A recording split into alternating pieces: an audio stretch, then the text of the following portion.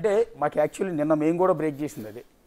2 కోట్ల రూపాయల ప్రస్తావనతో ఆమె కంప్లైంట్ లెటర్లో 2 కోట్ల రూపాయలు నా దగ్గర తీసుకున్నాడు హర్ష సాయి, పెళ్లి చేసుకుంటానని మోసం చేశాడు, అందుకనే నేను ఇవాళ రేప్ కేసు పెడుతున్నాను అన్నట్టుగా నిన్నంతా కూడా ప్రొజెక్ట్ అయింది. అసలు వాస్తవంగా మీరు ఏం కంప్లైంట్ ఇచ్చారు?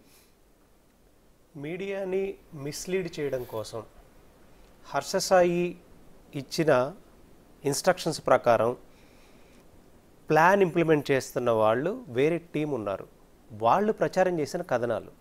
అసలు కంప్లైంట్ కాపీలో ఎక్కడా కూడా 2 కోట్ల ప్రస్తావన అనేది లేదు. 2 కోట్లు నన్ను తీసుకొని మోసం చేశాడనే ప్రస్తావన లేదు. మెయిన్ విషయాన్ని డైవర్ట్ చేయడం కోసం, బాధితురాల తరఫున ఉన్నటువంటి అసలైన ఫిర్యాదుని సప్రెస్ చేయడం కోసం, ప్రజలను మిస్లీడ్ చేయడం కోసం మీడియా సంస్థలకి తప్పుడు లీకులు ఇస్తూ తప్పుడు ప్రచారాలు చేస్తూ హర్ష సాయి ఒక గేమ్ ఆడుతున్నాడు అనేది కంప్లైంట్ కాపీలోని వాస్తవాలు చూస్తే మనకు అర్థమైపోతుంది.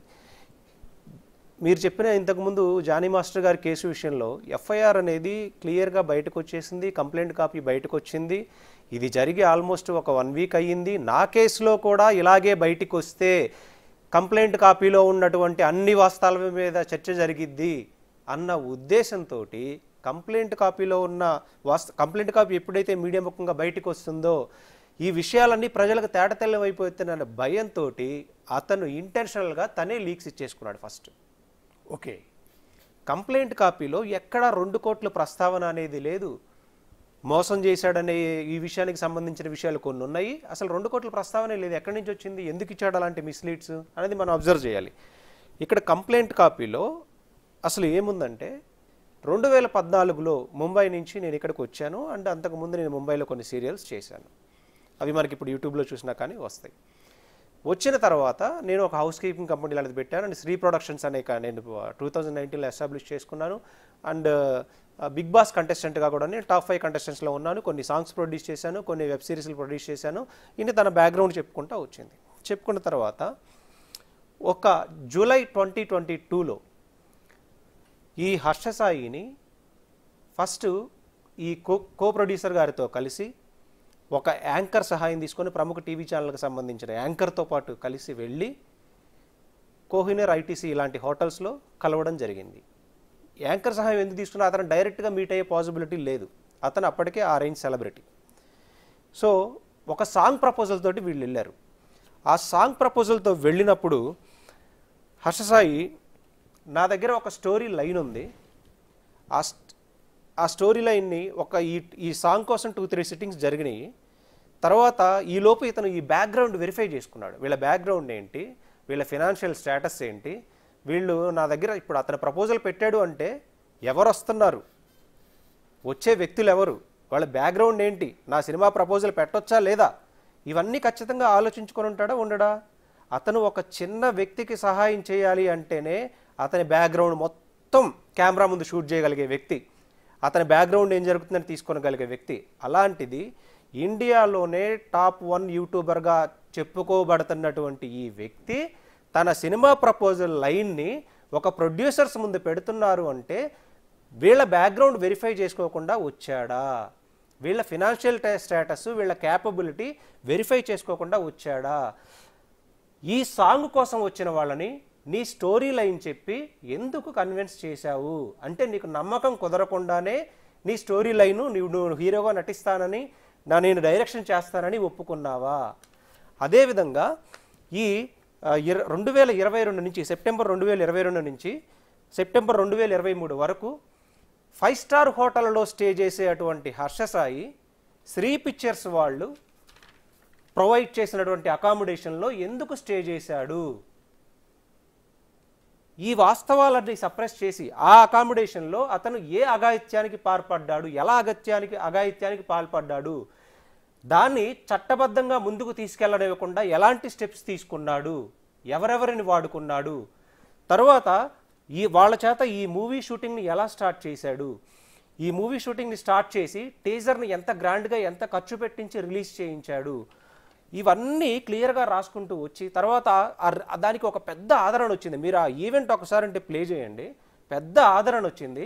ఆ ఆదరణతో పాటు ఈ కాపీ రైట్స్ వాళ్ళు చెప్తున్నట్టుగానే నెట్ఫ్లిక్స్కి వీళ్ళకి మధ్య ఒప్పందాలు ఎందుకు జరిగే స్థాయి వరకు ఎందుకు వెళ్ళింది, కాపీ రైట్స్ ఎవరి పేరు మీద ఉన్నాయి, ఈ కాపీ రైట్స్ని ఇన్కమ్ని ఎలా గ్రాప్ చేసుకోవాలి అనే పూర్తి ఎవిడెన్స్ని ఇందులో మనం క్లియర్గా మెన్షన్ చేసింది, పూర్తి కంప్లైంట్ కాపీలో ఇవ్వడం జరిగింది. దీన్ని మిస్లీడ్ చేయడం కోసం కేవలం అతను చేసిన అరాచకాన్ని ఒక మహిళ పట్ల అసభ్య ప్రవర్తనని మిస్లీడ్ చేయడం కోసం, అతని మీద పడినటువంటి ఈ సెక్షన్ల కింద నమోదైన కేసును మిస్లీడ్ చేయడం కోసం మీడియాని కూడా తప్పుదోవ పట్టించే విధంగా కేవలం అతను ప్రజలను కూడా చీట్ చేయాలనే ఉద్దేశంతో, తన అపోహల్లో ఉంచాలనే ఉద్దేశంతో ప్రీ ప్లాన్డ్గా ఆర్గనైజ్డ్గా చేసినటువంటి తప్పిదం ఇది. అంటే మీరు ఫస్ట్ ఆఫ్ ఆల్ ఒక సాంగ్ హర్ష సాయితో చేసే ఉద్దేశంతో మీరు ఐటీసీ కోహినూరుకి వెళ్ళి అతను కలిశారు మీ క్లయింట్. ఎస్. ఎందుకు అతను ఎందుకు చూజ్ చేసుకున్నారు? ఇప్పుడు వీళ్ళు ఒక ఫినాన్షియల్ స్టేటస్లో సెలబ్రిటీస్ వీళ్ళు కూడా. ఓకే. అతనితో చేస్తే వీళ్ళ రీచ్ ఎక్కువ వెళ్తుంది కదా.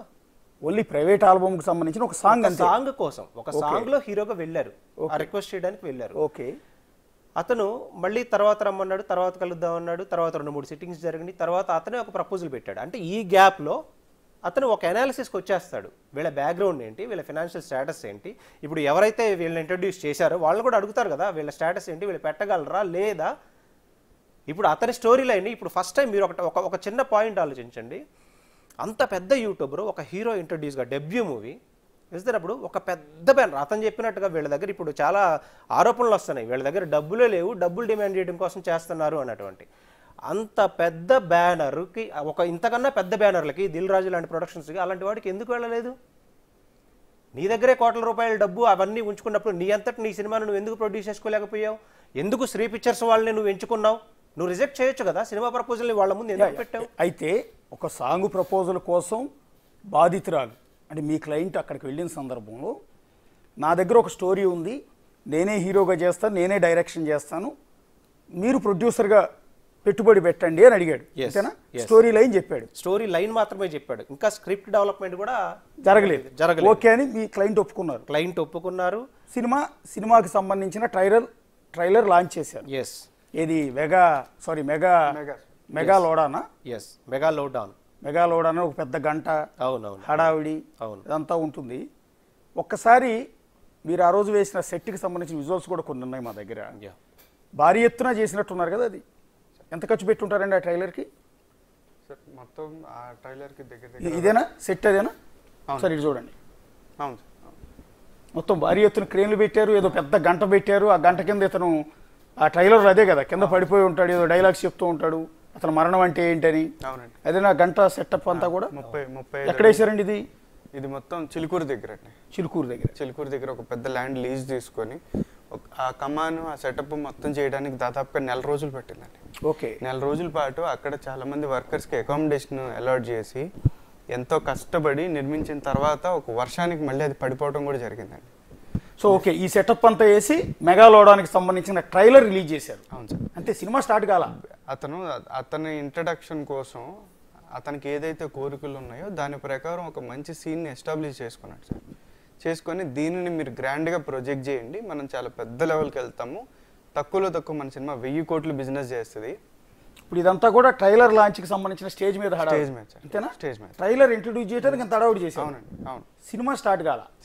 సో ఓకే, ఈ ట్రైలర్ కోసం ఎక్కడైతే షూట్ చేసి సెట్టింగ్ అంతా వేసారో అక్కడ అతనికి అకామిడేషన్ ఇచ్చారా? మీరు ఇందాక అన్నది లేదు, నార్సింగిలో అకామిడేట్ చేశారు. ఇంకా స్క్రిప్ట్ అంటే ఇప్పుడు ట్రైలర్ షూట్ వరకు వెళ్ళిపోయారు మీరు, కానీ స్క్రిప్ట్ ఇంకా అసలు లేనే లేదు కదా, జస్ట్ లైన్ చెప్పాడు. ఓకే, చేశాడు. సో మీరు అకామిడేషన్ కల్పించిన చోట అతను స్టే చేశాడు.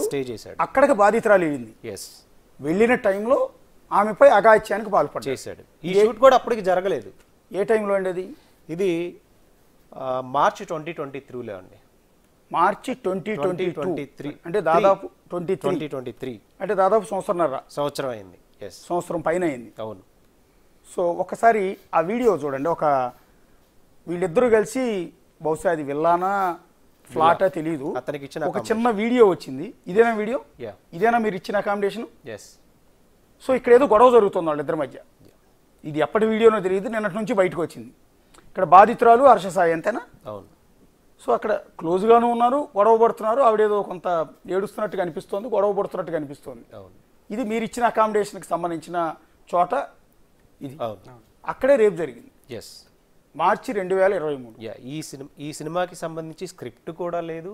స్క్రిప్ట్ గురించి ఒకసారి మనం మాట్లాడుకుందాము, ఏదైనా డిస్కస్ చేసుకుందామని తను పర్సనల్గా పిలిచి అక్కడ జరిగిన సందర్భంలో సిచ్యువేషన్ అనమాట ఇది. అయితే ఇక్కడ కామన్గా అందరికి వచ్చే డౌట్ అండి, సరే ఇది రేపుకు ముందో రేపు తర్వాత అనుకుందాం పోనీ, అదే చోట అత్యాచారం జరిగింది బాధితురాల మీద, ఒక ప్రొడ్యూసర్గా ఆవిడ అక్కడికి వెళ్ళింది, ప్రొడ్యూసర్ కమ్ హీరోయిన్ కాబట్టి వెళ్ళింది. ట్రైలర్ లాంచ్ చేసిన తర్వాత అండి, లాంచ్ చేయకముందు ఇంకా స్క్రిప్ట్ కూడా రాలేదు కదా.